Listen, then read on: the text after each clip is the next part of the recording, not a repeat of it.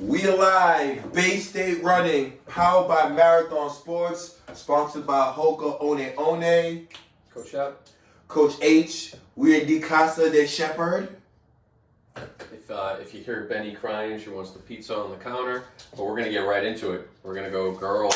D2. Girls D2, and we'll get into the team and the team that we think is going to Win. Get the job done. Win, yes. It'll be an easy prediction. The individual battle, though, is a battle, Coach. Yeah, it's going to be good. Really good up top. Can we set the tone?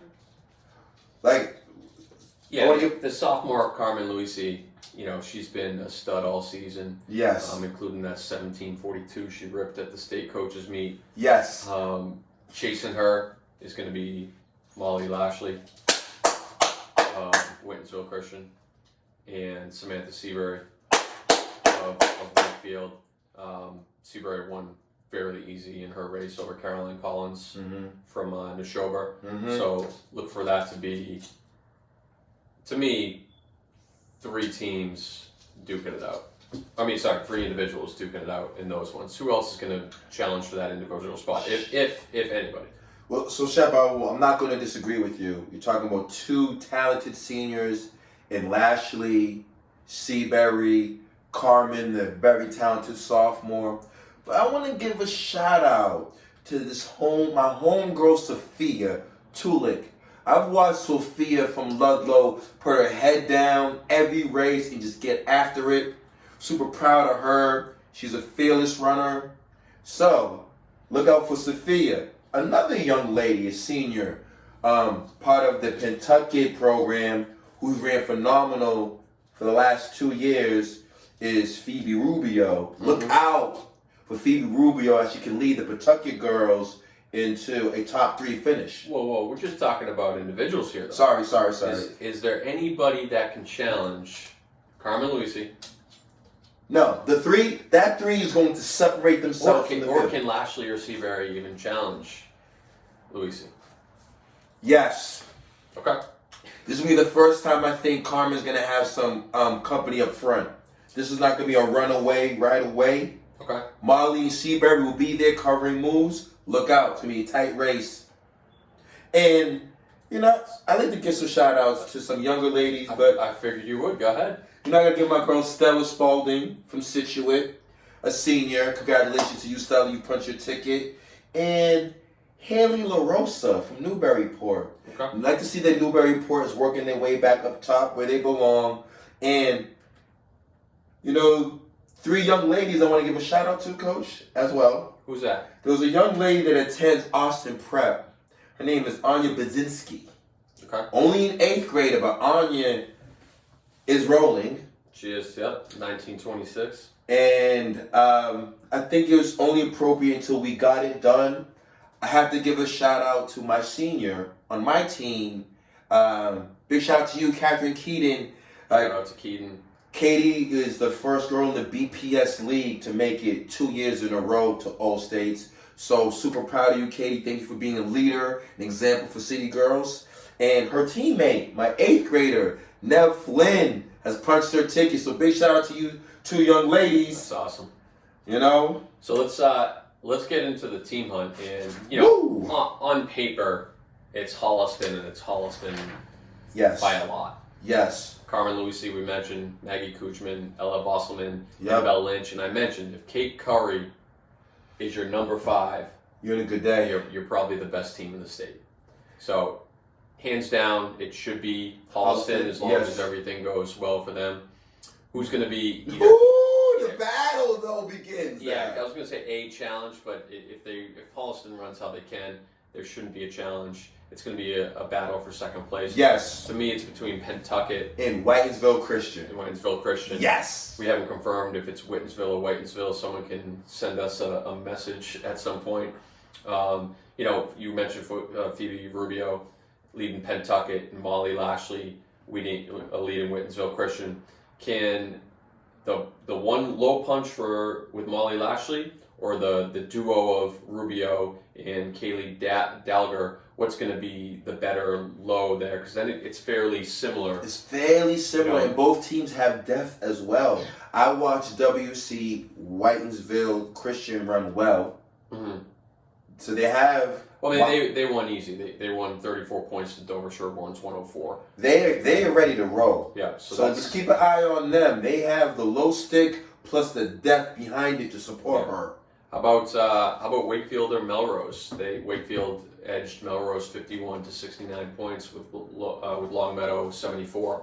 Can either one of those teams put their...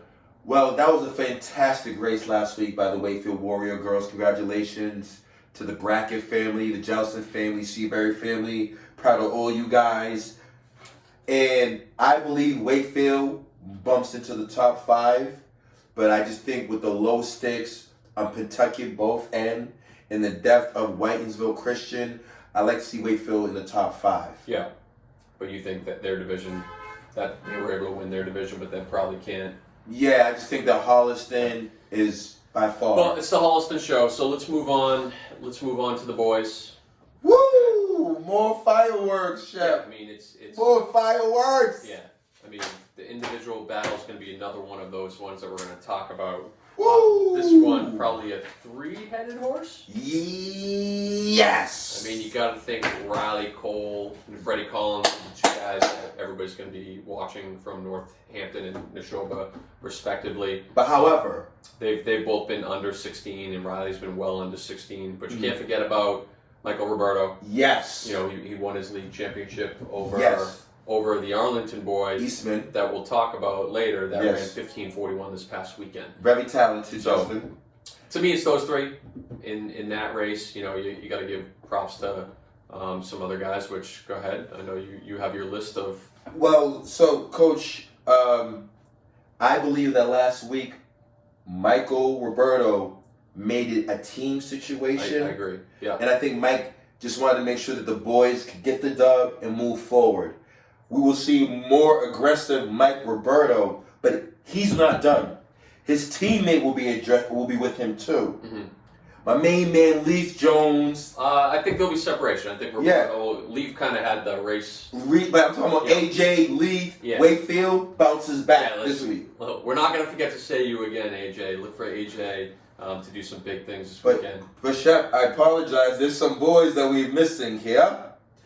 And that's the boys from Martha's Vineyard. Is that how you pronounce it? Martha's, I just want to just be comical. Yeah. Big shout out to Oak Bluffs and the Inkwell. But my main man, they got it done last week without Zach Hutz. Yeah, it's, who knows? He can race, obviously, because his team made it. And we'll talk about... Jonathan Norton did some work last week. My main man, Borja Tole, Martha's Vineyard is 100% in the team mix this Saturday in D2. Sure, and if somehow Utz is back, we don't know if he's injured or what's going on, he should be able to, be in the mix. Another guy, Alan Orbelis from Neshoba, he's run well all season, and then you can't forget about the Burlington guys. I was going to go there. They got it done last week. I was going to go there.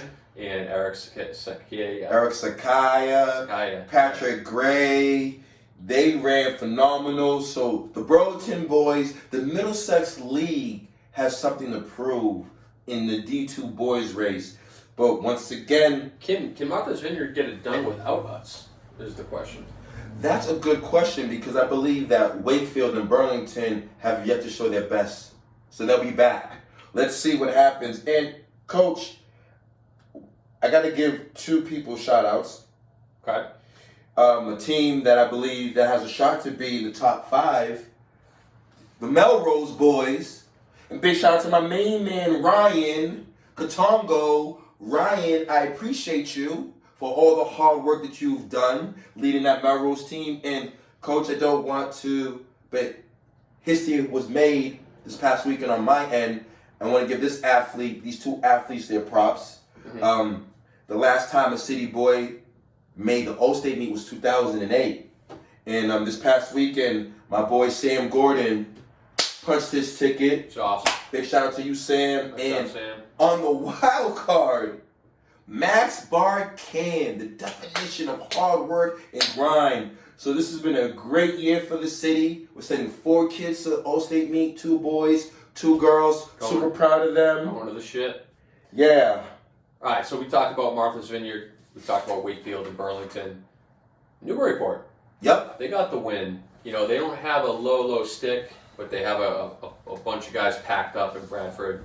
Chesney and Samuel Walker and Thomas John Carleo, Matthew Murray and Andrew Lassen. So it's like a maybe even a 35-second spread between those guys on a good day. But maybe not having the low sticks. It might be tough. Yep. How about Longmeadow? Well, Will Cauley, one of my favorite athletes of this season.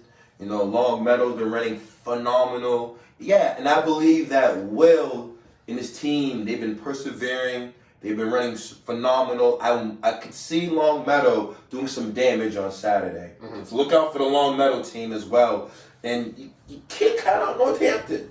Yeah, for me though, it's going to be Martha's Vineyard, Wakefield, Burlington. Yes, I think that's where I see this thing going. Yes, but I believe that the Wakefield and the Burlington boys will bounce back. Wakefield has way more in the tank than we've seen. Yeah, I'm looking forward to see what they can do. All right, so Ronnie Cole, Freddie Collins, Michael Roberto, and then Wakefield, Burlington, and Martha's Vineyard should be a heck of a race. In a shootout. That's our D2 All-State Championship preview. See you all at Rentham.